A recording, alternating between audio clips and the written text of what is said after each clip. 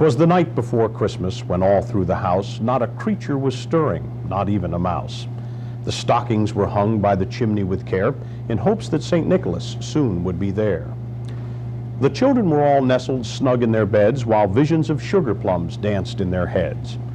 And Mama in her kerchief and I in my cap had just settled down for a long winter's nap.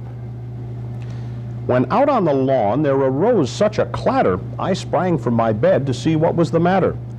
Away to the window I flew like a flash, tore open the shutter, and threw up the sash. The moon on the breast of the new-fallen snow gave a luster of midday to the objects below.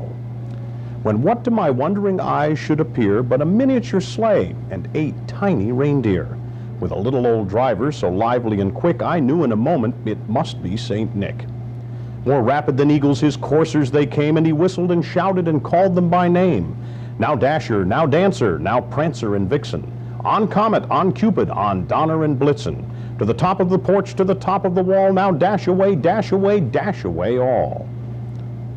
Well, as dry leaves that before the wild hurricane fly when they meet with an obstacle mount to the sky, so up to the housetop the coursers they flew, with a sleigh full of toys, and St. Nicholas too.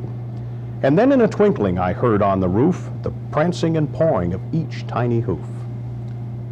As I drew in my head and was turning around, down the chimney St. Nicholas came with a bound. Now he was dressed all in fur from his head to his foot, and his clothes were all tarnished with ashes and soot. A bundle of toys he had flung on his back, and he looked like a peddler just opening his pack. His eyes, how they twinkled, his dimples, how merry. His cheeks were like roses, his nose like a cherry. His droll little mouth was drawn up like a bow, and the beard on his chin was as white as the snow.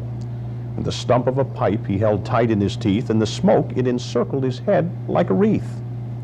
He had a broad face and a round little belly that shook when he laughed like a bowl full of jelly. He was chubby and plump, a right jolly old elf, and I laughed when I saw him, in spite of myself. A wink of his eye and a twist of his head soon gave me to know I had nothing to dread. He spoke not a word, but went straight to his work and filled all the stockings, and then turned with a jerk. And laying his finger alongside of his nose, and giving a nod, up the chimney he rose. He sprang to his sleigh, to his team gave a whistle, and away they all flew like the down of a thistle.